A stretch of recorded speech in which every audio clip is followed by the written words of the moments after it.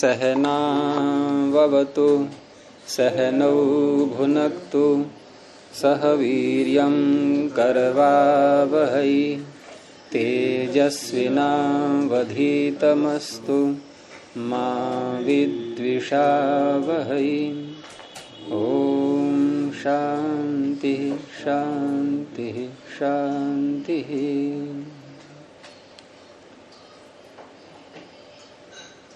प्रथमावृत्ति की 76वीं कक्षा आप सबका स्वागत है।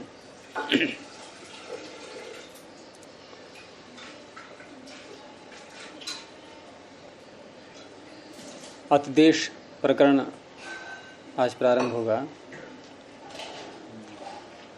पीछे का पूछना है कुछ? जी, कल हमने 2 सूत्र लगाए थे,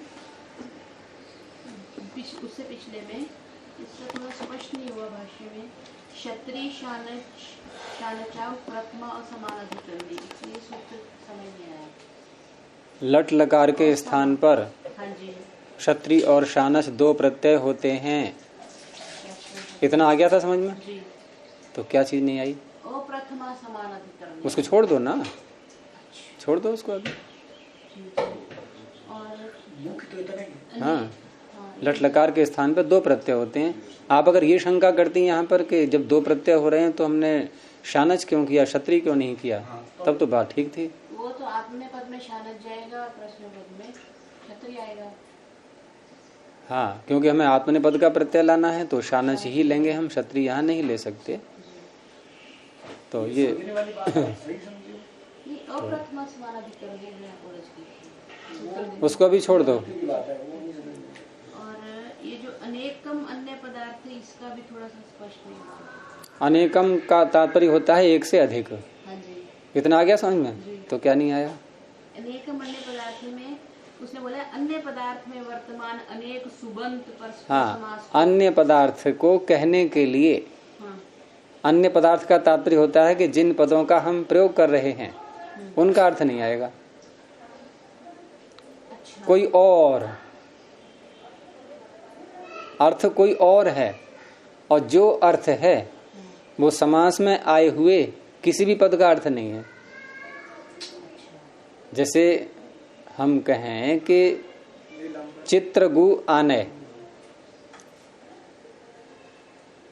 चित कबरी गाय हैं जिसकी उस मनुष्य को ले आओ,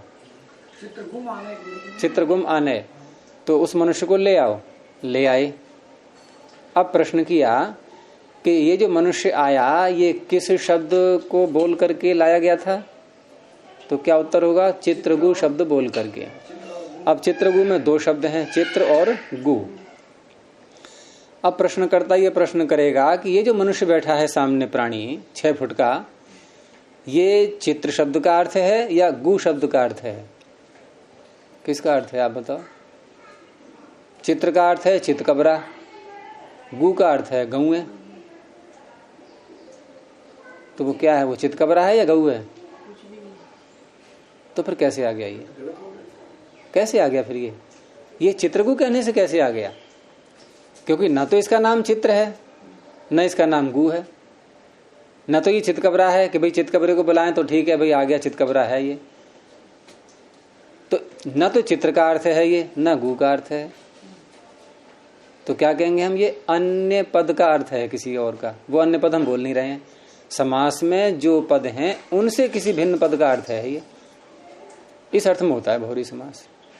अब आपने कहा कि राजपुरुषम आने, राजपुरुष को ले आओ, आ गया राजपुरुष, सैनिक सिपाही कोई भी। अब यहां जो राजपुरुष बोला उसको राजपुरुष कह करके लाया गया, तो यहां भी प्रश्न उठेगा कि ये राज और पुरुष 2 शब्द हैं इसमें, तो ये जो सामने व्यक्ति आया है ये राज का अर्थ है, राजा का अर्थ है ये, या पुरुष का अर्थ है? पुरुष घट रहा है इसमें, क्या है?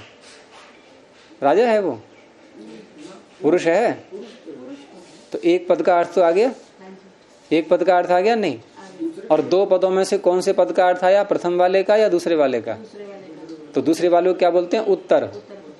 तो ये समास कौन सा है? तत्पुरुष समास।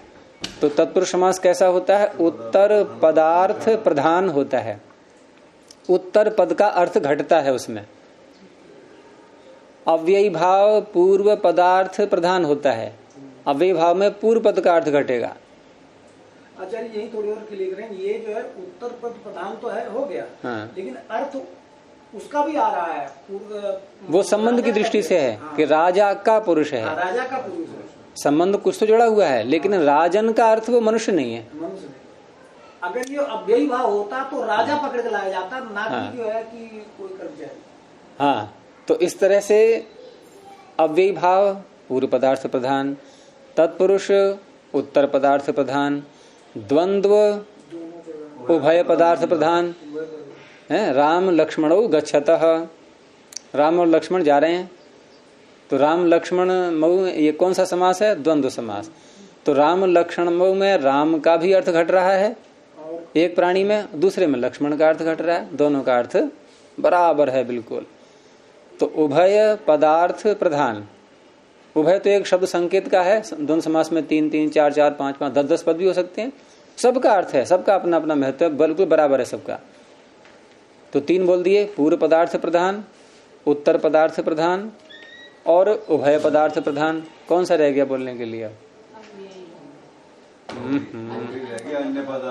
अन्य पदार्थ प्रधान रह गया, इनमें से किसी का अर्थ नहीं। देखो एक में क्या था कि पहले वाले पद का अर्थ, दूसरे में क्या था दूसरे वाले पद का अर्थ, तीसरे में क्या था दोनों पदों का अर्थ। अब क्या रह गया? कितने विकल्प बचे? किसी का भी अर्थ नहीं, किसी का पहला दूसरा दोनों किसी का भी नहीं। ये बना उत्तर अन्य पदार्थ प्रधान। अब यानी किसी अन्य का अर्थ होगा, अब इनमें से किसी का नहीं होगा। तो ऐसे अर्थ को कहने के लिए ये सूत्र अनेक पदों का समास करता है। अनेकम अन्य पदार्थे। बहुव्रीहि में भी तो अन्य पदार्थ को मिलते हैं। और किसको, और कौन सा कर रहा है ये समास कौन सा कर रहा है? ये द्वंद्व कर रहा है क्या? हाँ, मेरे पूछने का ये मतलब था कि अनेक अन्य पदार्थ को करने वाले समास को ही बहुव्रीहि समास। हाँ, ऊपर है तो इसके शेषो बहुव्रीहि सूत्र, अनुवृत्ति आ रही है वहां से बहुव्रीहि की। अन्य पदार्थ में वर्तमान अनेक पदों का समास होता है और उसका नाम बहुव्रीहि होता है। ये पूरा अर्थ हो गया सूत्र का, हो गया। और कुछ? यहाँ अनेक कहा है, प्राय करके तो पद 2 ही होते हैं, तो मतलब यह इसमें नहीं 3 भी हो सकते हैं, 3 भी हो सकते हैं, अनेक कहा हो जाते हैं। ये अपने इसे वो बोला ना, वो लट के स्थान में क्षत्रिय और सानस पड़ता है। इनमें क्या है, ये एक क्यों नहीं हुआ, 2 क्यों हो गया? हमने कहा ये पत्ते क्यों ना क्षत्रिय सानस। तो क्षत्रिय का नाम परस्मै पद है, शानस का नाम आत्मनेपद है। क्षत्रिय का नाम परस्मै पद है। किस सूत्र से? क्षत्रिय का नाम परस्मै पद कौन रखता है?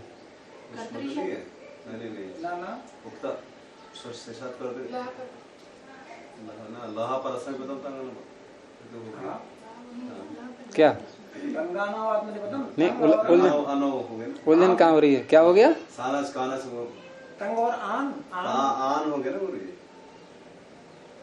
मेरा प्रश्न फिर पकड़ो, क्षत्रिय का नाम परस्मै पद किसने रखा? वो अगले शेषास कर्तरी परस्मै पद तो कैसे रख दिया इसने नाम? ये तो नहीं कह रहा है क्षत्रिय को, ये तो लह कह रहा है। लकार के स्थान। हाँ, बोलो आगे। नहीं नहीं नहीं, वो नहीं लेना है बिल्कुल भी। लकार के स्थान में षष्ठी है, जो कुछ भी होता है उसका नाम परस्मै पद होता है। तो क्षत्रिय किसके स्थान में होता है? लटह क्षत्रिय, लटह में षष्ठी है, लकार के स्थान में हो रहा है नहीं, तो नाम हो गया इसका परस्मै पद। शानच किसके स्थान में हो रहा है? लकार के स्थान में, ये भी हो गया परस्मै पद। लेकिन ये अपवाद आगे आ गया कि नहीं, तंग और आन का नाम आत्मनेपद होगा, अर्थात तंग और आन का नाम भी परस्मै पद प्राप्त हो रहा था। क्यों? क्योंकि ये भी लकार के स्थान में हो रहे हैं। तो लकार के स्थान में जो कुछ भी है सारा सारा खींच लिया उसने तो पहले। अगले सूत्र ने उसने दो चीजें छीन ली, तंग को और आन को छीन लिया। अब उसके पास क्या बचा? उसके पास ये तिप से लेकर के और मस प्रत्यय तक ये 9 प्रत्यय बचे।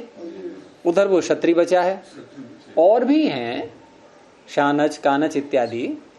तो ये सब मिला करके आन आन जिसमें आ रहा है वो तो आत्मनिपद बन जाएगा, और जिसमें आन नहीं आ रहा है और है लकार के ही स्थान में, वो चाहे क्षत्रिय हो या और कोई हो, वो सब परस्मी पद कहलाएंगे। लकार के स्थान में जो कुछ भी होता है, जो कुछ भी आदेश होता है उसका नाम परस्मी पद। उसमें से तंग और आन को हटा देना बस, बाकी सारा परस्मी पद ही बच गया। तो अतिदेश प्रकरण प्रारंभ हो रहा है। पहला सूत्र है स्थानिवदादेशो नल विधौ। स्थानिवत अव्ययपदम आदेश प्रथमैक वचनांतम अनल विधौ सप्तम एक वचनांतम। स्थानिवत वती प्रत्यय किस अर्थ में? ये मतुप का मत सोच लेना कहीं। वती तेन तुल्यम क्रिया चेत वति ही, तो ये समान अर्थ को कहने के लिए होता है। और तेन तुल्यम, तेन में कौन सी व्यक्ति है? तृतीया। तो तृतीयांत प्रातिपदिक से तुल्य अर्थ में वति प्रत्यय होगा। और इसके आगे एक और भी है, तत्र तस्य एव, यानी कि सप्तम्यंत और षष्ठ्यंत। तत्र सप्तम्यंत, तस्य षष्ठ्यंत। इन सप्तम्यंत और षष्ठ्यंत प्रातिपदिक से भी वति प्रत्यय होता है। अर्थ कौन सा रहेगा यहाँ? इव, समान।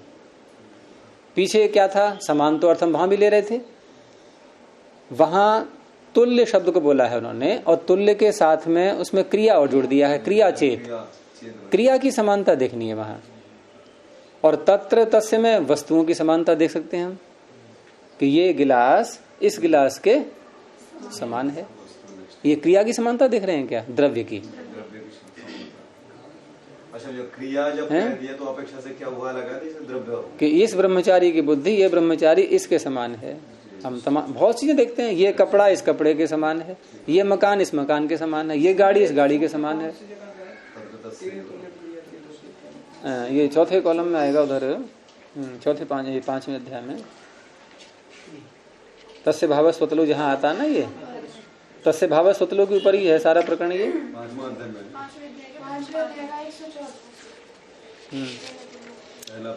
ये 45 पृष्ठ पहले पाद में, तेन तुल्यम क्रिया चेदवति ही तत्र तस्येव। ये 2 सूत्र हैं ये।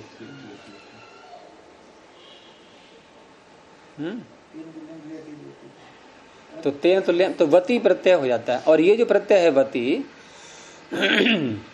ये जब हो जाएगा तो से तद्धितश्चा सर्व व्यक्ति से अव्यय संज्ञा हो जाती है। तो ऐसे ही रहेगा, ये रूप नहीं चलेंगे इसके। तो स्थानिवत का अर्थ विग्रह कैसे करेंगे? स्थानिना तुल्यम, स्थानिवत, स्थानी के समान। अब ये क्रिया के रूप में लेंगे यहां पर, कि जो कार्य स्थानी को मान करके हो रहे थे वो कार्य आदेश को मान करके भी हो जाएंगे। तो स्थानिना तुल्यम, स्थानीवत, स्थानी के समान। और स्थानी शब्द कैसे बनेगा? क्योंकि स्थानिना तुल्यम तो तब विग्रह किया हमने जब पहले स्थानी ये बना लिया था। स्थानी किससे बनता है? स्थान शब्द से। इनी अतः इनी ठनऊ। हाँ, तो मतुब अर्थ में है, मतुब नहीं है। तो अतः इनी ठनऊ, इनी स्थानम अस्य अस्ति इति स्थानी। जिसका जैसे अस्तेर भू में घटा के देखो कि अस्तेर भू, अस के स्थान में भू होता है। तो यहाँ स्थानी भू है या अस है? अस के स्थान में भू आ जाएगा। 2 ही तो थे, जब आपने देखा कि आचार्य जी ने जो है भूप है तो कोई संकेत दिया नहीं, दूसरा एक ही बचा है, उसको बोल देती हूँ मैं, है ना। कितना अच्छा है एक ट्रिक उत्तर देने की, कि दो हैं ऑप्शन, एक बोल दो और संकेत देखो क्या आ रहा है उधर से, कुछ पॉजिटिव संकेत आया कि नहीं, नहीं दूसरा बोल दो तुरंत ही। लेकिन समझ करके बोलना है हमें। हमने विग्रह किया, फिर देखो हमने विग्रह किया कि स्थानम अस्य अस्ति इति स्थानी, जिसका स्थान होता है। आपको क्या स्थान तो भू का भी है, इसका भी है, नहीं भू तो अभी आया ही नहीं है। अभी कौन बैठा है सामने हमारे, कौन लिखा है, अस लिखा है, तो ये तभी तो लिखा है, कोई स्थान है उसका लिखने का, कागज जगह है वहां नहीं है लिखने की। तो स्थानम अस्य अस्ति इति स्थानी। अच्छा, फिर प्रश्न ये उठेगा कि स्थानीय है ये, और स्थान तो घिर गया, हमने अस को लिख दिया, तो स्थान कैसा हो गया? जैसे आप जहां बैठी वहां स्थान घिर गया कि नहीं? अब है क्या स्थान? स्थान कब हो ये? जब आप यहां से हटो, अरे खाली जगह करोगे तभी तो कहेंगे हाँ स्थान है अब। और फिर हम ये कह सकते हैं कि हाँ ये स्थान वो है जहां पहले सुकामा जी बैठी थी, यानी ये स्थान किसका है? ये सुकामा जी का है। तो स्थान वाला कौन हुआ? वो आपको कहा जाएगा। लेकिन आपको कब कहा जाएगा स्थान वाला? मेरी बात पकड़ते रहना, थोड़ी गंभीर रहिए। आपको स्थान वाला कब कहा जाएगा? बैठने पर या हटने पर? नहीं आई समझ में? बैठने पर तो घिर गया वो, हटने पर जब मकान माले मकान से बाहर निकल जाए तब कहेंगे मकान वाला है ये। तो स्थान वाला, पहले स्थान तो घिरा हुआ था, अब ये स्थान वाला हो गया। हाँ, उसके पास तो अस क्योंकि हटेगा, अस हटेगा ना, भू आएगा। तो भू को स्थान ही नहीं कह सकते। अब भू ने तो स्थान घेर लिया है, भू ने तो स्थान घेर लिया, लेकिन वो स्थान था किसका? अस का। तो अस है स्थान वाला, स्थानी। अब ये सूत्र कह रहा है कि जो स्थानी था उसके समान, उसके धर्म इस भू में आ जाएंगे। स्थान वाला स्थान वाले, जैसे गुरु जी आप यहाँ बैठे हुए हैं तो ये मेरा स्थान हो गया, स्थान हो गया। हाँ तो लेकिन मैं स्थान वाला अभी नहीं हूं। मैं जब हट जाऊंगा यहाँ से और किसी और को स्थान दूंगा तब कहा जाएगा कि ये इनका स्थान था। वो तो प्रत्यक्ष देख रहा है, हाँ, जब बैठा हुआ है। तो स्थानीय जो है, जो हट जाता है, जिसका स्थान किसी कोई और घेर रहा है, उसे कहते हैं स्थानीय। जिसका स्थान कोई और घेर रहा है, घेरने वाला नहीं, जिसका कोई स्थान घेर रहा है, जिसका। अध्यापक कुर्सी है, उसके कहीं चले गए, दूसरे बैठ गया, स्थानीय हो गया वो। जैसे प्रभा जी स्थान तो आपने फिर कहा कौन हो गया स्थानीय? जो बैठ गया वो नहीं, स्थानीय किसी को, हाँ जो ना जैसे स्थान में थे चले गए वहाँ। हाँ चले गए, अब दूसरा बैठ गया, दूसरा बैठ गया। तो स्थानीय कौन है? स्थानीय कौन है? स्थानीय जो परमानेंट जो है अध्यापक प्रिंसिपल है ना, वो स्थानीय है। हाँ तो वो स्थानीय है। तो अब वो जो बैठ गया वही काम करेगा जो वो कर रहा था, तो हो गया स्थानीय के समान आदेश। स्थानीय के समान उसको ही पढ़ाना पड़ेगा। कहेंगे भाई पढ़ा, कि क्यों? कि तू अध्यापक की कुर्सी बैठा है, जो काम वो करते वो कर, और नहीं करता है वो काम तो हट यहाँ से। वैसे कुछ व्यवहार में देखा जाता है, जैसे जहाँ मैं रह रहा हूँ है तो पतंजलि का स्थान, लेकिन अब विद्यालय कहलाता है, क्योंकि जिससे लिया गया था वहाँ पहले विद्यालय चलता था, और विद्यालय चलाने वाला भी चला गया, विद्यालय भी चला गया। लेकिन अब पतंजलि में कोई बात होगी ना, कहाँ यजदेव जी का तो विद्यालय विद्यालय, तो अभी नाम उसका विद्यालय होगा क्योंकि विद्यालय वाला था वो। तो ऐसे यहाँ अस धातु थी तो भू को भी धातु ही कहा जाएगा।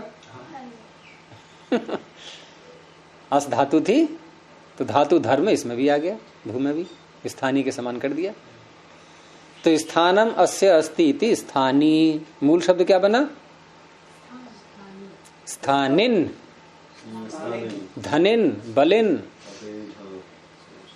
उसका तृतीया में स्थानिना तुल्यम स्थानिवत, ये बन गया स्थानिवत शब्द। तो तेन तुल्यम क्रिया चेदवती ही, इससे वती प्रत्यय हो गया। आगे इसमें शब्द है जिसमें समास है अनल विधौ, और ये बड़ा महत्वपूर्ण शब्द है। इसमें आदेश में तो कोई समास नहीं है, स्थानीवत में समास नहीं था, ये केवल एक तद्धित प्रत्यय दिखाने के लिए विग्रह करते हैं, इसको समास नहीं कहते हैं। चौथे 5वें अध्याय के हम जो प्रत्यय करते हैं तो वहां विग्रह करके उसके अर्थ को बताते हैं कि किस अर्थ में प्रत्यय आया है, उसको समास मत कह देना।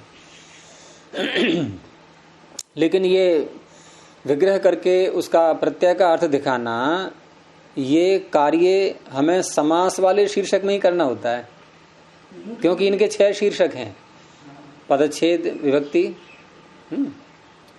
और समास, विभक्ति समास। हाँ, पदच्छेद विभक्ति एक में ले लो आप, और इसमें एक चीज और जोड़ दो, पदच्छेद विभक्ति वचन, ये इनको एक मान लो, ठीक है।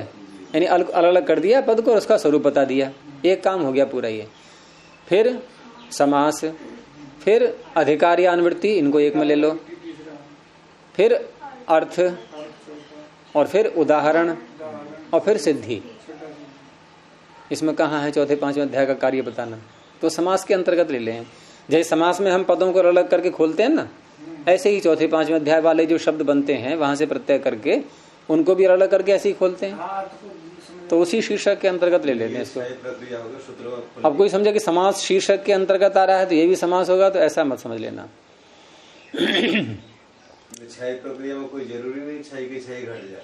हाँ, उसमें कभी कभी समास नहीं होता, कभी कभी अधिकार अनुवृत्ति नहीं आती, लेकिन अनिवार्य क्या क्या रहेगा भाई, पदच्छेद व्यक्ति सब में आनी ही है, अर्थ सबके होते हैं, उदाहरण सबका होता है, उदाहरणों का सिद्धि भी होगी, ये तो अनिवार्य हैं 4, तो बस 2 नहीं है अनिवार्य, अनुवृत्ति और ये समास, ये कभी होंगे कभी नहीं होंगे। तो समास वाला शब्द है इसमें अनल विधौ।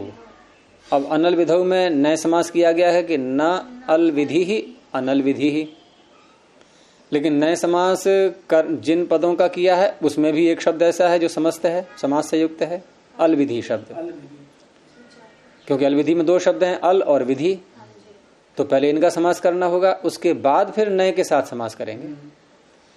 तो अल विधि में समास 4 प्रकार से तत्पुरुष समास है ये, और तत्पुरुष समास आपने देखा ही है कि प्रथमा विभक्ति से लेकर के सप्तमी विभक्ति तक हम किसी भी विभक्ति में करते हैं। प्रथमा विभक्ति में जब करते हैं तत्पुरुष समास तो उसका एक अलग नाम पड़ जाता है, क्या नाम होता है उसका, कर्मधारय। तत्पुरुषः समानाधिकरणः कर्मधारयः। द्वितीया से लेकर के सप्तमी तक है, इनमें से हम समास करेंगे तो केवल तत्पुरुष तो बोलना ही है, उसके साथ में विभक्ति बोल देते हैं, द्वितीया तत्पुरुष, तृतीया तत्पुरुष, चतुर्थी तत्पुरुष, पंचमी तत्पुरुष, षष्ठी तत्पुरुष और सप्तमी तत्पुरुष। कभी प्रथमा तत्पुरुष बोला है? वहां क्या बोलते हैं, कर्मधारय। उसका नाम रखा है अलग से, कुछ कार्य करना होता है कर्मधारय कह करके। ये क्यों, तो वहां भी चलेगा आपका कि इनका आयु का नाम वृद्धि क्यों रखा? कर्म तो द्वितीय विभक्ति होती है ना, मैं इसलिए पूछ रही हूं। कर्म द्वितीय होती है, ये बात कहाँ से आ गई यहाँ? कर्मधारय ये नाम है, संज्ञा है, ये संज्ञा को उसी रूप में लो कि किसका नाम रखा गया है, बस उसके अर्थ को मत घटाओ अभी, क्योंकि कुछ संज्ञाएं पूर्व आचार्यों की पाणिनि ज्यों की त्यों ले ली हैं, वो भले ही यहाँ ना घट पाए। अब उन्होंने किस प्रसंग में ऐसा कहा होगा पूर्व आचार्यों ने, उसका पता चलता नहीं है। और कुछ संज्ञाएं ऐसी हैं जिनका अर्थ यहीं घट जाता है, जैसे सर्वनाम बताया था मैंने, जिन जिन की संज्ञा सर्वनाम है प्राय सबके नाम होते ही हैं वो। अब सर्वनाम स्थान को बोलो, सर्वनाम स्थान तो बहुत बड़ी संज्ञा है ये, और बड़ी संज्ञाएं सार्थक होती हैं, करो इसका अर्थ। कि सुओ समौट 5 का नाम सर्वनाम स्थान है, तो क्या घट रहा है इसमें कि सबका नाम फिर उसका स्थान है, ऐसे ही कुछ अनुत्तरित हैं बातें। पूर्व ऋषियों की बात अब वहां किस संदर्भ में उन्होंने नाम रखा होगा, ले लिया पांडे ने, कोई बात नहीं, चला आ रहा है। तो अल विधि में 4 प्रकार से समास करेंगे, अब उसमें विभक्तियां बदलती जाएंगी।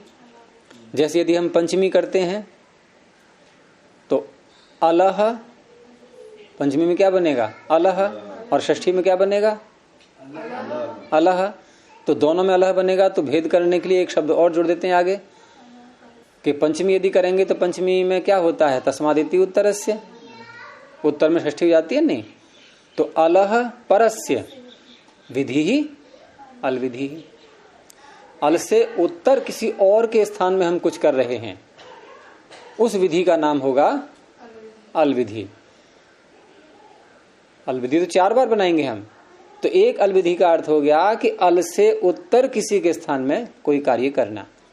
अब षष्ठी वाला ले लो, तो षष्ठी में कैसे करेंगे विग्रह? षष्ठी का अर्थ क्या होता है, के स्थान में, तो अलह स्थाने विधि ही, क्योंकि आप स्थाने को और परस्य को हटा दोगे तो अलह तो दोनों में बन रहा है, पता ही चलेगा कि व्यक्ति कौन सी ले रहे हैं। तो अलह परस्य कहने से पंचमी अर्थ निकलेगा, अलह स्थाने कहेंगे तो षष्ठी अर्थ निकलेगा। और सप्तमी, सप्तमी में आपको अलग से कुछ भी नहीं जोड़ना है, अली विधि ही अल विधि ही, लेकिन अर्थ क्या बनेगा, अल परे रहते पूर्व को कोई विधि करना है, तो आपको प्रश्न उठेगा कि यहां पर पूर्व से बोलना चाहिए कि अली पूर्वस्य विधि ही, क्योंकि तस्मिन् इति निर्दिष्टे पूर्वस्य। जब वहां हमने परस्य बोला पंचमी में, तो यहां बोलना चाहिए हमें पूर्वस्य, क्यों नहीं बोला? क्यों कहा केवल अली विधि ही अल विधि? क्योंकि यहाँ सप्तमी एक ही जगह होती है, संदेह नहीं है, और अलह बनता है 2 जगह, षष्ठी और पंचमी, तो वहां भेद कैसे करेंगे हम? बिना परस्य बोले भेद होगा ही नहीं। भेद तो दोनों को होना चाहिए। यहाँ संदेह ही नहीं है कि सप्तमी है ये। क्या अली और कहीं बनता है रूप? ये वो अली नहीं है जो कुश्ती करता है। अली विधि ही, अली के परे रहते। हमारे अली गुरुजी उसमें सखी के लिए आता है, बहुत अच्छा शब्द है। कृष्ण की जो सहेलियां थी, जो निकाएं थी, उनको अली कहा गया। अली भौरे का भी नाम है। हाँ, भौरे का भी नाम है।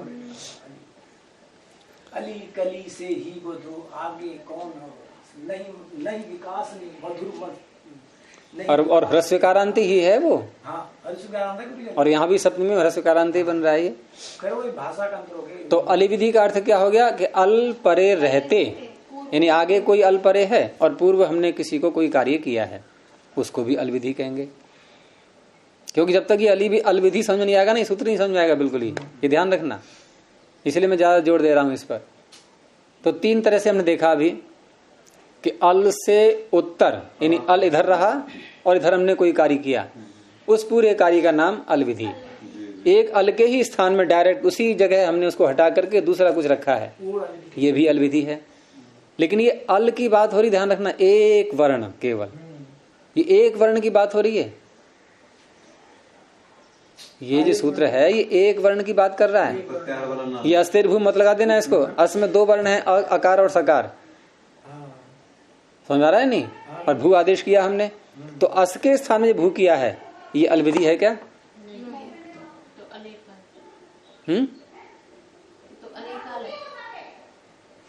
तो अल विधि नहीं है ना। देखो पहले मैं बताऊं ये सूत्र करता क्या है, ये जिसको हम बोल रहे हैं, ये सूत्र क्या करता है? ये आदेश को स्थानीय के समान बनाता है। लेकिन इसने कहा कि मैं सब जगह नहीं बनाऊंगा, मैं सर्वत्र आदेश को स्थानीय के समान नहीं बनाऊंगा। तो पूछा गया भाई कहां नहीं बनाओगे तुम? तो कह रहा कि अल विधि में नहीं बनाऊंगा मैं। हम उसी की चर्चा कर रहे हैं, अल विधि की अभी, अर्थात जहां ये सूत्र नहीं लगता है वहां की चर्चा हो रही है अभी। ये एक वर्ण का अगर कोई कार्य है तो वहां नहीं लगेगा, ये वहां आदेश को स्थानीयवत नहीं करेगा। अब दूसरा अर्थ क्या निकलेगा कि जहां अनेक अलों का कार्य होता है कोई, तो अस में अनेक अल हैं, तो भू अस के समान कर दिया इसने, ठीक है ना। और अगर एक अल के स्थान में होता है तो नहीं करता। तो अल से उत्तर विधि अल विधि, अल के स्थान में विधि अल विधि, अल परे रहते पूर्व को कुछ किया है वो भी अल विधि। अब एक चौथा रह गया, तृतीया तत्पुरुष, अला विधि ही। तृतीया में क्या बनेगा? अल का अला। अब अला विधि का अर्थ क्या करेंगे? तृतीया का अर्थ क्या होता है? के द्वारा साधन के रूप में लेते हैं कि अल को साधन मानकर अल के द्वारा, उदाहरण में सारे आ जाएंगे, सबके उदाहरण मिलेंगे आपको एक एक, कि अल के द्वारा कोई विधि की जा रही है, उसका भी नाम अल विधि होगा। एक बात है गुरु जी, हम तृतीया से ही क्यों नहीं स्टार्ट किए? अला विधि, अला विधि, अला विधि, अला परस विधि, अली विधि, जिनका अधिक प्रयोग होता है ना, वो उसमें आप कर सकते हो, उसमें कोई क्रम का महत्व है नहीं, इसमें क्रम का कोई महत्व नहीं है। और वैसे तो अगर क्रम से करेंगे तो तृतीया पहले आएगा, तृतीया, पंचमी, षष्ठी, सप्तमी। और वैसे तो आप देखो तो कई सूत्र पाणिनि के ऐसे हैं युष्मद अस्मद के स्थान पर 8वें अध्याय में वो जो आदेश करते हैं ना कि वाम, नौ, वस, नस इत्यादि, ते और मे, 6 हैं ये, वाम, नौ, वस, नस, ते और मे, और 4 सूत्रों में सारा कार्य समाप्त है। उसमें पहला सूत्र है तो युष्मद अस्मदो हो, षष्ठी, चतुर्थी, द्वितीयास्थयो हो। कहाँ चलेगी? षष्ठी, चतुर्थी, द्वितीया, उल्टे चले ना? अच्छा, प्रत्याहार सूत्रों में आ जाओ, जहां से वर्ग प्रारंभ होते हैं। यमगणनम कहां से पकड़ा? फिर झभय, घटधर्ष, कौन सा पकड़ा? तो पढ़नी कैसे हैं? उल्टे दिमाग के, उल्टे में प्रयोग किया है। जब घटधर्ष कौन सा पकड़ा? अच्छा, क्रम से फिर ख, फ, छ, ठ, थ कौन सा पकड़ा? च, ट, त, कपय, 5, 4, 3, 2, 1 है? अच्छा, फिर यहाँ भी देखो, होगा, ऋषि है तो ऐसे नहीं, फिर यहाँ भी देखो आप कि पहले पकड़ा इन्होंने 5वां यमगणनम, यहाँ भी इनकी बुद्धि जो है उलट रही है कुछ, मतलब ये उथल पुथल करने का इनका स्वभाव है, यहाँ ही बदल दिया। सूत्र क्या होना चाहिए था? ngayणनमम, ngayणनमम, लेकिन यहाँ को पहले ले लिया। चवर का, कवर का पहले लेते, जब घटधर्ष, जब को पहले ले लिया। क्या होना चाहिए पहले? ग। तो इस तरह से जो है चलता है, ये एक विशेषता होती है भी। भाई डिजाइनें कैसे बनती हैं? डिजाइनें कुछ विचित्र लगे वही डिजाइन है बस। कई लोग गुरुजी हमारे कांगड़ी में, तो ये पाणिनि की क्या है? फैशन। हमारे मनुदेव बंधु है गुरुजी, उनकी अलग अलग डिजाइन है। वो जो भी विषय आप देंगे ना, तो पक्ष में कभी नहीं बोलते। वो उलट पुलट के जो है, हाँ, उल्टा बोलते हैं। अब जैसे आप कहते हैं गाय माता है, तो गाय के एक बार हमारा सम्मेलन हुआ, तो गाय के ऊपर नहीं बोले, वो बोला कि भैंस मौसी है, भैंस के क्यों नहीं गुण है? तो भैंस के गुण दिखाते रहे, इतना दिखा दिया तो भैंस हाईलाइट होगी। अब हम लोग देखो भोजन करते हैं तो एक नियम होता है भाई कि ये पदार्थ पहले खाओ, ये बाद में खाओ, ये खाओ, ये खाओ, क्रम से है एक, और कि इसके साथ ये मत लो, इसके साथ ये मत लो। अब कौन से होटल महंगे होते हैं जहां ये सारे बंधन तोड़ दिए जाएं? कुछ भी खाओ, चाहे पहले कौन सा खा लो, किसी के साथ कुछ खा लो, आइसक्रीम खा के दूध पी लो, चाहे दही खा के जो है दूध पी लो, कुछ भी कर लो, वहां सब छूट है। और व्यंजन भी ऐसे ही बनाएंगे वो तरह तरह के, कि क्या है, कब खाना है, कि कुछ भी खाते रहो, कभी भी खाओ, किसी क्रम से खाओ, वो महंगा होटल बन जाता है। तो इस तरह से यहाँ 4 प्रकार से अल विधि में समास होता है और चारों तरह के उदाहरण मिलते हैं। और उस अवस्था में उन विधियों में ये सूत्र स्थानिवत आदेश को नहीं करेगा। सूत्र का अर्थ पूरा समझ में आई गया आपके? फिर हम अल कह रहे थे, आपके एक वर्ण को कह रहे हैं, और एक वर्ण में ये काम नहीं करेगा। नहीं, ये काम कौन सा नहीं करेगा? ये आदेश को मना नहीं करेगा, उसको स्थानीय के समान नहीं बनाएगा, उसको स्थानीय के समान नहीं बनाएगा। और देखो अब तक जितने भी सूत्र आए हैं उसमें जो सूत्र का कार्य होता है उसके आधार पर उदाहरण आपने पढ़े अब तक।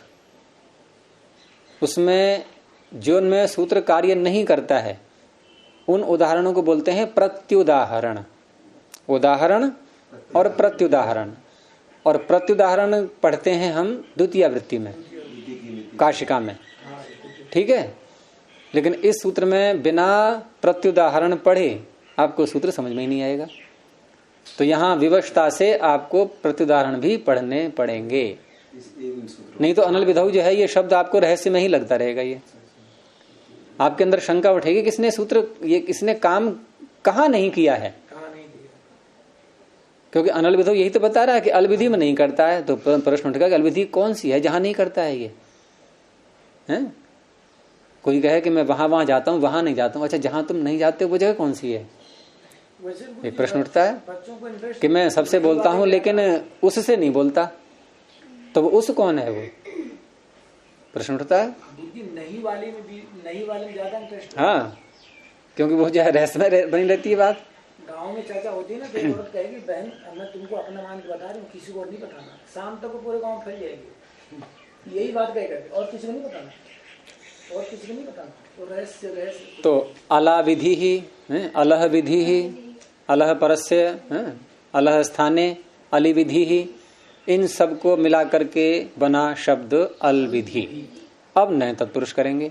न अल विधि ही अनल विधि ही, तस्मिन अनल विधौ, तस्याम मत कर देना। विधि शब्द पुल्लिंग का होता है। हिंदी में हम लोग स्त्रीलिंग बोल देते हैं विधि को। इसकी विधि ऐसे है, ऐसे बोलते हैं। इसका विधि ऐसे है, लेकिन ये पुल्लिंग का शब्द है संस्कृत में। तो ये हो गया द्वंद्व गर्भ, नहीं तत्पुरुष, तत्पुरुष गर्भ नहीं, दोनों तत्पुरुष हैं, वो भी नए तत्पुरुष है। तो अलग अलग करके बोल देंगे, वो नए तत्पुरुष है और ये एक सामान्य तत्पुरुष है, उसमें व्यक्ति जोड़ना भी है। तो तृतीया तत्पुरुष, पंचमी तत्पुरुष, षष्ठी तत्पुरुष, सप्तमी तत्पुरुष और अंत में नए तत्पुरुष, वो बाद में हो जाएगा। तो चार तत्पुरुषों से तो बना शब्द एक ही अल विधि, और नए तत्पुरुष करके बन गया अनल विधि। दो चरणों में पूरा हुआ ये।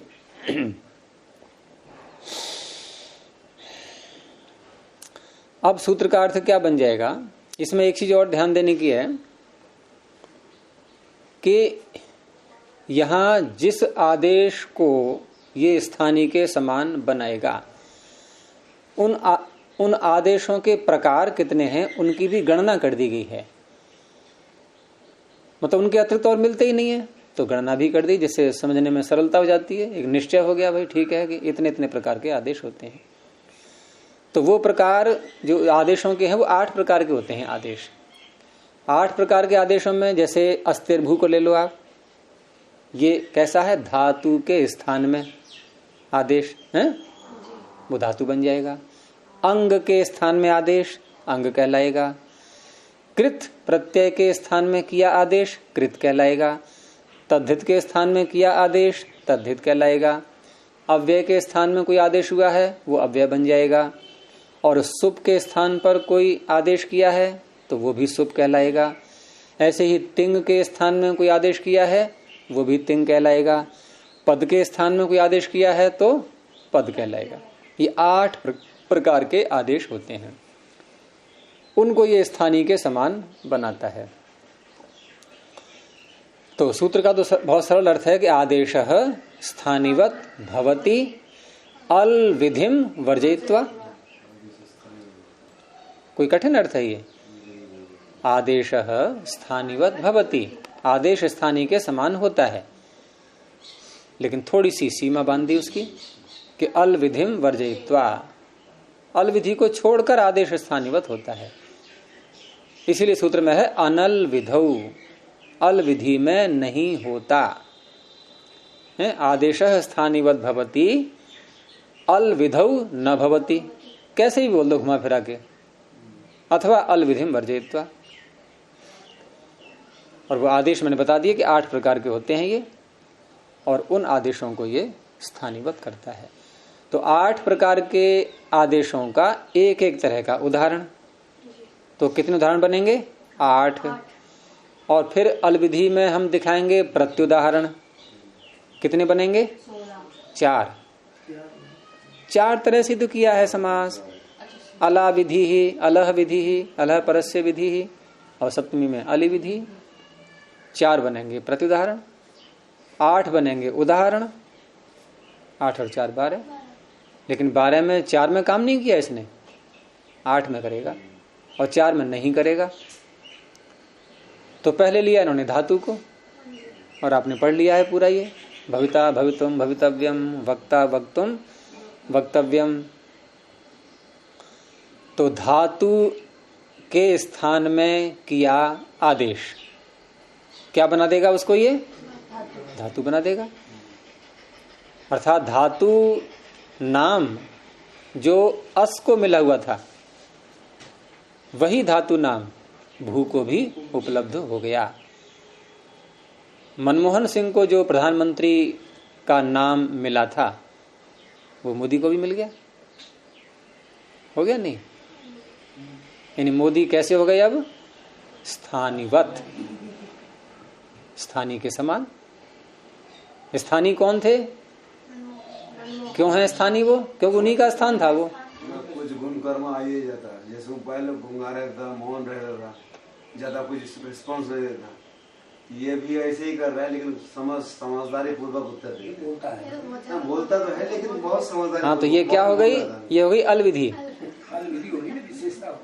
उसके एक एक बारी की अंदर वाली जो है ये अलविधियां हो गई, और इनमें स्थानीयवत नहीं होगा। स्वभाव क्या था उनका? वो अलविधि है, वो स्थानीयवत नहीं होगा। जो बाह्य चीज है, बाह्य धर्म, जो अंदर के धर्म है, वो अलविधि कहलाते हैं। वो नहीं होते स्थानीयवत। अलविधि है उस पद के जो कार्य है, हाँ, वायु विधि है वो जो है वो। क्योंकि यहाँ एक चीज और छिपी हुई है, जो मैंने प्रारंभ में ही कहा था आपसे, आपने ध्यान नहीं दिया उस पर, कि जो वती प्रत्यय हम कर रहे हैं, ये तेन तुल्यम क्रिया चेद वती है। क्रिया में समानता लानी है, यानी कि जो जो कार्य प्रधानमंत्री के रूप में मनमोहन सिंह करते थे, जो जो अधिकार उनको मिले हुए थे कि ये कार्य आप कर सकते हैं, वो सारे अधिकार इनको मिल गए हैं। लेकिन व्यक्तिगत धर्म इनके उनके अलग हैं, इनके अलग हैं, वो नहीं हुए स्थानीयवत। क्रिया के रूप में जो कार्य जो भी संपन्न कर सकते हैं वो सारे करेंगे ये।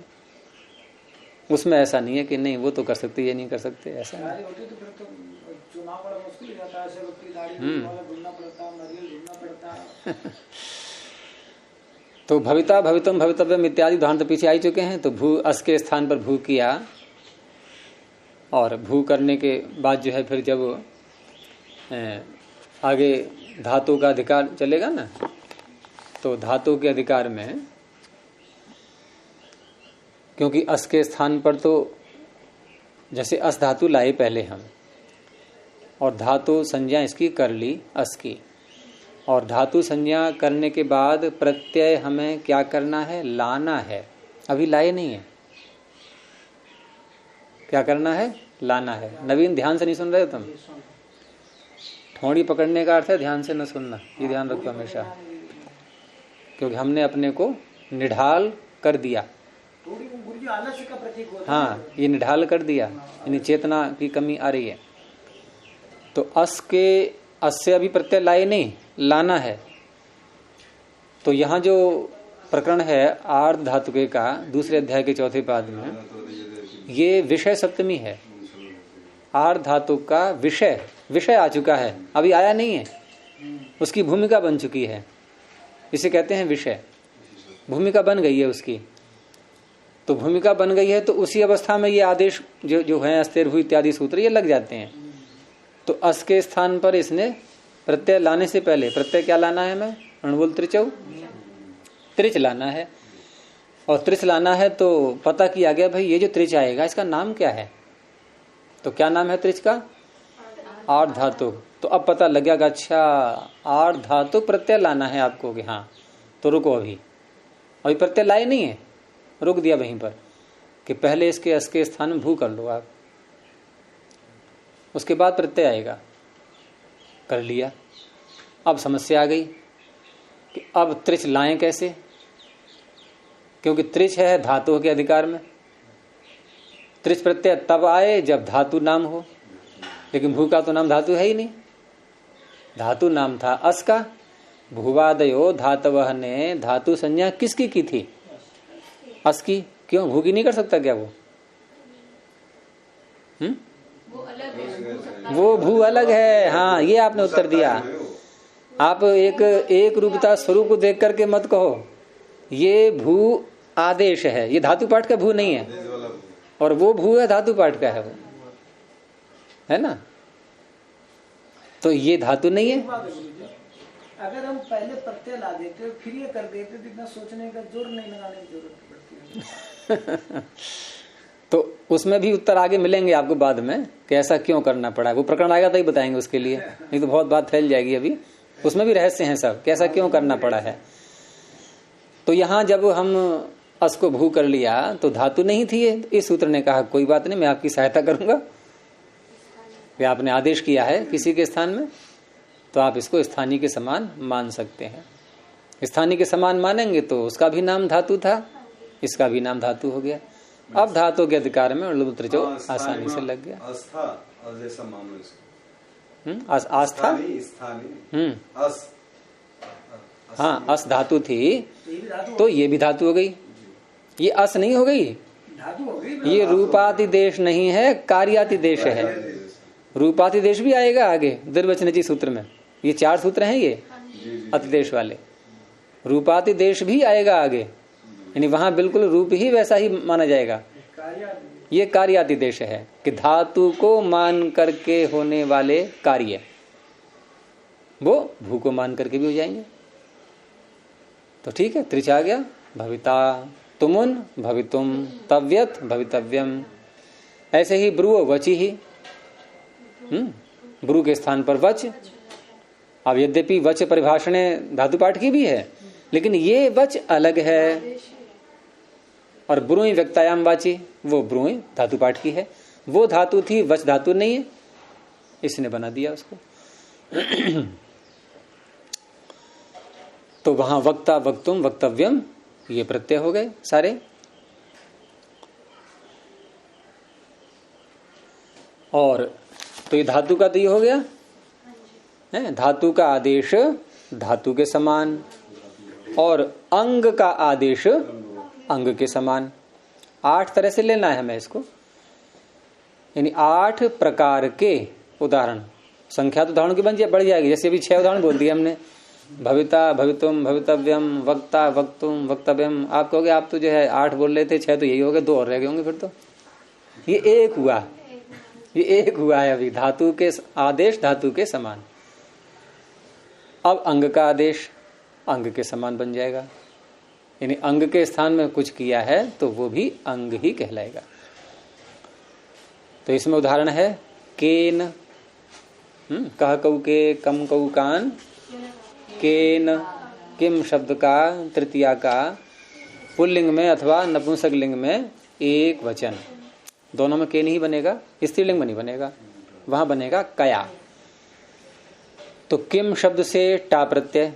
अब ये पीछे की प्रक्रिया नहीं बताऊंगा बार बार में कि टा प्रत्यय कैसे आया, इसको छोड़ो अब।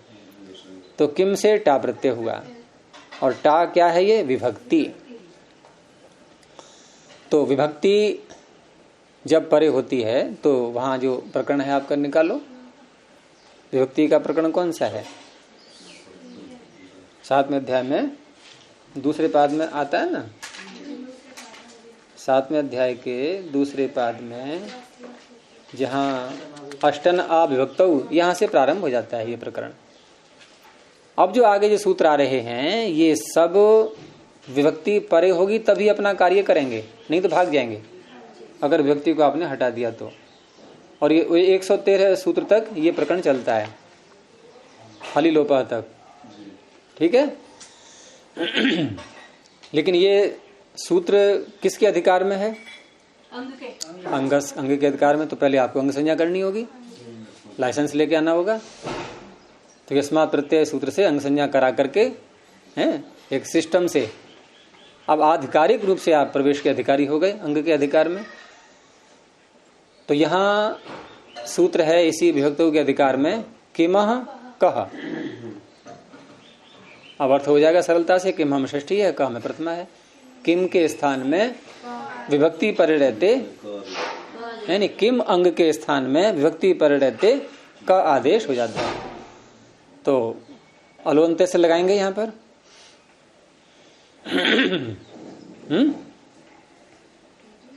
अलवंते से लगाएंगे। नहीं, स्थानीय पहले आदेश तो कर लो, स्थानीयवत तो बाद में करना। स्थानीयवत आदेश करने के लिए सूत्र कौन सा लगाएंगे? मतलब किसके स्थान में हो, किम के मकार के स्थान में हो या किम पूरे के स्थान में हो? हाँ, का अनेकाल है। अरे ककार अकार दो अल है नहीं है उसमें, तो पूरे किम के स्थान में हो गया। वो छोड़ो प्राप्ति भाव, जब सूत्र तैयार बैठा हुआ है वो मन में समझ लो कि हाँ उसका अपवाद है ये। तो क हो गया, क और प्रत्यय क्या था? टा। अब यहां अंगस्य के ही अधिकार में, अंगस्य के ही अधिकार में इसी 7वें अध्याय में टा ngसी ngसामि नात्स्याह, ये क्या कहता है? ये कहता है यदि कोई, देखो आपके जो यजदेव जी आपके एक प्रश्न का उत्तर तो यही आ गया, जैसे आपने वहां आर्धत्व का प्रश्न किया था ना, वो आप प्रश्न यहां भी कर सकते हो कि पहले हम किम को क न करके पहले टा को इन कर लें, पहले टा को इन कर लें और उसके बाद इनको विभक्ति मान करके, क्योंकि विभक्ति का आदेश विभक्ति के समान, तो विभक्ति मान करके और किम को बाद में क कर लेंगे। पहले टा को इन कर लें तो इसकी नहीं पड़ेगी आवश्यकता। तो टा को इन कब होता है? अकारांत होने पर। अतो भिस ऐसे अतः की सूत्र निकाल लिया। अतो भिस ऐसे अतः आ रहा है नहीं, तो किम है, जब तक क नहीं होगा तब तक टा को इन हो जाएगा। क्यों नहीं होगा? किम तो हलंत है, किम तो हलंत है, अकारांत है ही नहीं, तो आपको मजबूरन क करना ही पड़ेगा पहले। जब क कर लिया हमने, अब यह अकारांत बन गया। अब अकारांत तो बन गया, लेकिन एक और समस्या आ गई, अब ये अंग नहीं है। और ये सूत्र करता है अंगस्य के अधिकार में कार्य कि अकारांत अंग से उत्तर टा ngसी ngस इनके स्थान में आत इन आत स्य ये आदेश होते हैं। तो ये कैसे करेगा? अंग तो नाम है ही नहीं इसका। ये पहुंच गया स्थानीवत आदेश। अब ये जितने आपको उदाहरण मिल रहे हैं, ये इसमें कहीं आपको अल विधि दिखाई दे रही है? इसको भी साथ में देखते जाना। अस के स्थान में भू किया था, क्या अस एक अल था? तो भू अल विधि नहीं थी। ब्रू के स्थान में वच किया, क्या ब्रू एक अल था? वो भी अल विधि नहीं है। यहां किम के स्थान पर क किया है, क्या किम एक अल है? ये भी अल विधि नहीं है। जितने भी आएंगे उदाहरण ये अनल विधि के आएंगे। और ये सूत्र कहां लगता है? अनल विधि में ही लगता है, ये अल विधि में नहीं लगता। ये साथ में ध्यान रखते जाना। तो क को हमने इस सूत्र से अंग के समान बना दिया, तो ठीक है। अब टा को इन हो गया, क इन गुण होकर के केन। काभ्याम, किम और भ्याम, यहां भी वही बात। किमह कह, विभक्ति पर रहते किम को क, अंगस्य के अधिकार में किमह कह, और अंगस्य के ही अधिकार में सुपीच। अतो दीर्घ हो यही सुपीच, वही बहुलम छंदसी वाला पृष्ठ है। तो वहां अंगस्य का अधिकार चल रहा है, यानी अकारांत अंग को दीर्घ होता है, अकारांत अंग के स्थान में दीर्घ होता है। लेकिन ये अकारांत तो है, अंग नहीं है। क अंग नहीं है, किम अंग था, इसने स्थानीवत कर दिया। ये भी देखो अलविधि नहीं है, ध्यान रखना। किम के स्थान में क हुआ है, तीन अल हैं किम में, एक अल को बोलते हैं अलविधि।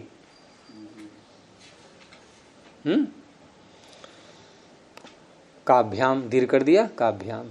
कई ही, किम और भिस सब एक जैसा है। यहाँ किम को फिर का कर लिया और क होने से ये हो गया अकारांत। तो अतो भिस ऐस, अकारांत अंग से उत्तर भिस के स्थान पे ऐस, ये अंग नहीं था तो स्थानीवत होने से अंग बन गया। तो क ऐस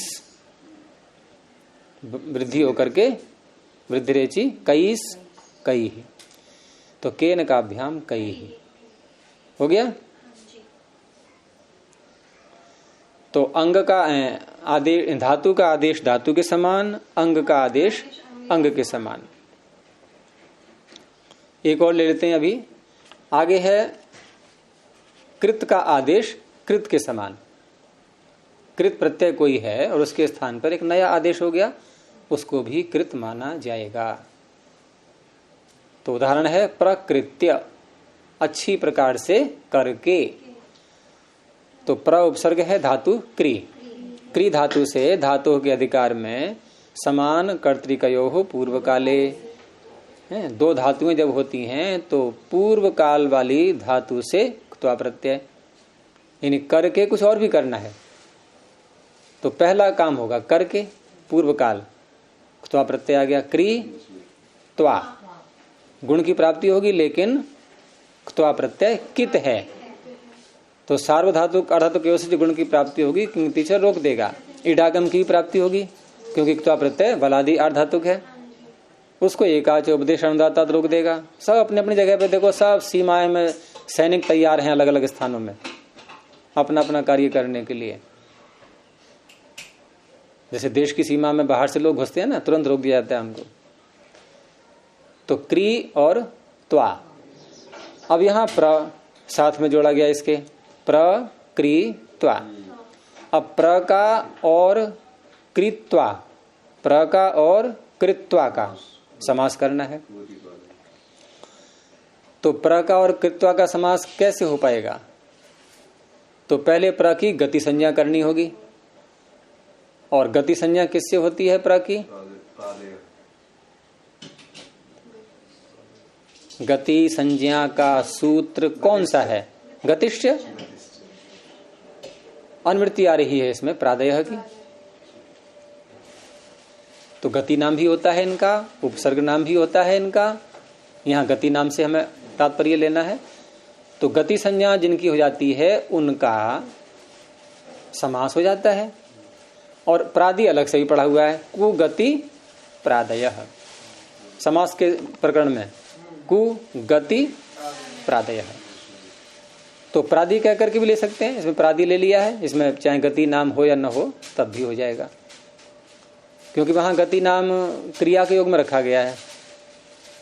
प्रादयः उपसर्गाः क्रिया योगे गतिश्च। क्रिया का जब योग हो, और यहाँ क्रिया नहीं है, यहाँ कृत्वा बन गया है। ये कृत्वा, ये कृदंत शब्द बन गया है, और कृदंत शब्द द्रव्य के समान होते हैं, क्रिया के समान नहीं। कृद अभिहितो भावो द्रव्यवत भवति।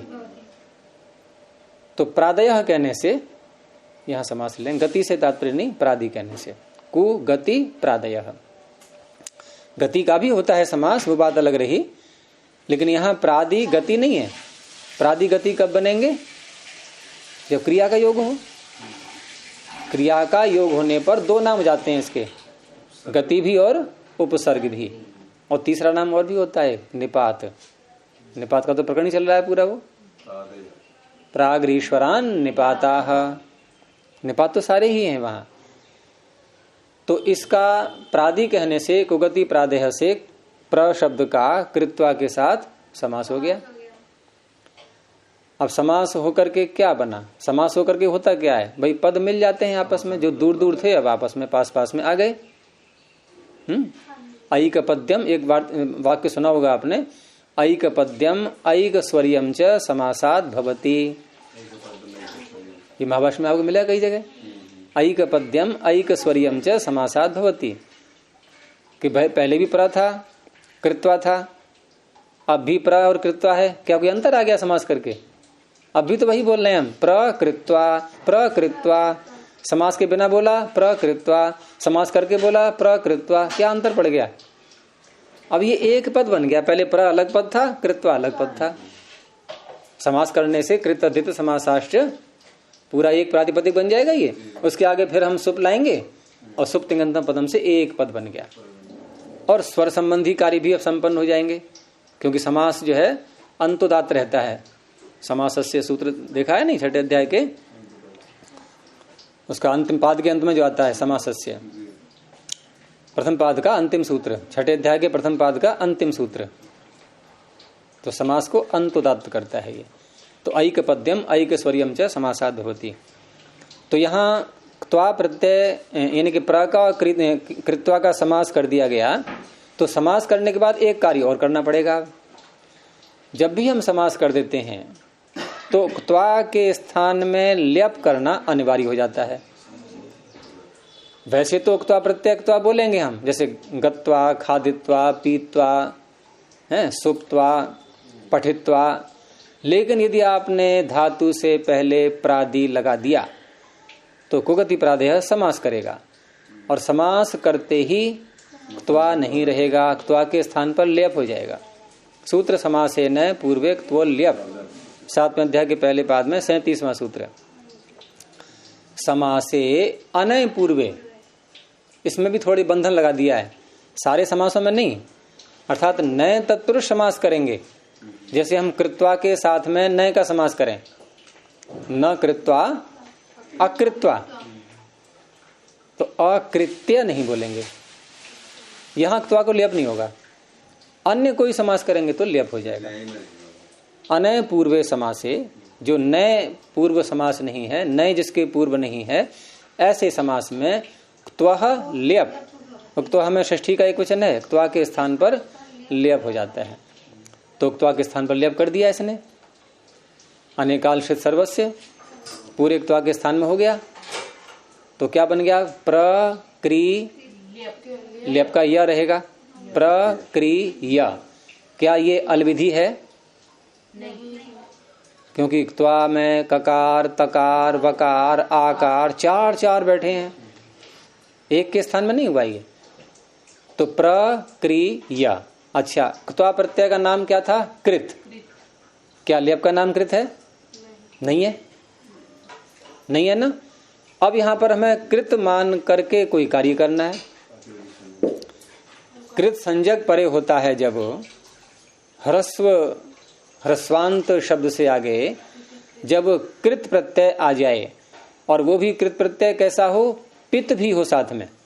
पित, ये लेप कैसा है? पित तो है लेकिन कृत नहीं है।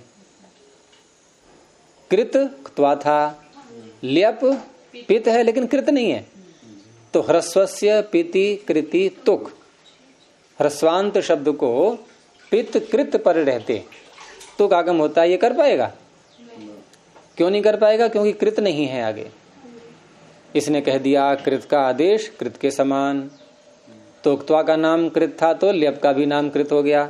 अब ये कृत धर्म तो लाया उधार में, पीछे से आया ना, और पित स्वयं से है, यानी स्वयं का भी धर्म काम कर रहा है। देखो यहां पर उधर पीछे से ले लिया, जो कमी थी वहां से पूरी ले ली, तो ये पित भी बन गया, कृत भी बन गया। तो तुक आगम हुआ। किसको हुआ तुक आगम? प्रत्यय को या इसको, शब्द को, पीछे वाले को, यानी प्रक्रि, प्रक्रि और य। तो तुक आगम प्रक्रि को हुआ या य को हुआ?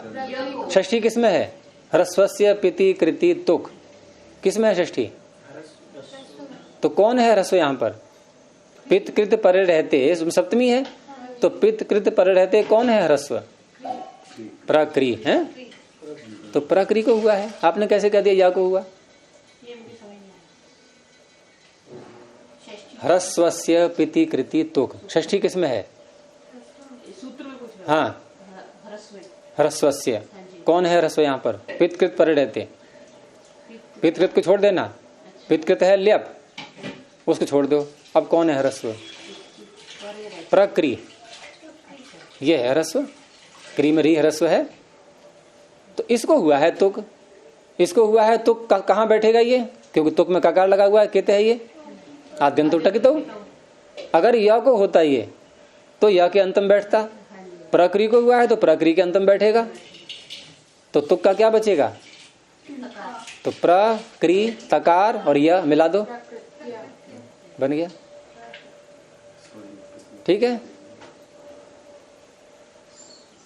और प्र न लगाएं तो कृत्वा, प्र न लगाएं तो लेप होगा ही नहीं फिर, कृत्वा। तो फिर सूत्र है कृत्याह। अब बताना कैसे बन गया ये? कृत्याह, ये प्र के कारण लेप हुआ, प्र नहीं होगा तो लेप नहीं होगा। नहीं होगा, समास बिना किए लेप नहीं होता। अच्छा, ठीक है, बिना समास लेकिन वेद में नहीं है बंधन, ये परमात्मा के लिए बंधन नहीं है। समास ने पूर्वेक तो लेप, आगे ही सूत्र है क्त्वापि छंदसी, छंद में क्त्वा भी चलता है, छंद में लेप नहीं क्त्वा भी चलता है समास करने पर भी। कुछ और समास कर देते हैं प्र की जगह तो तब भी हो जाएगा लेप। लेप की शर्त है समास होना, समास होना चाहिए, न तो समास न हो बस। चलिए इसको यहीं रोकते हैं। प्रणव।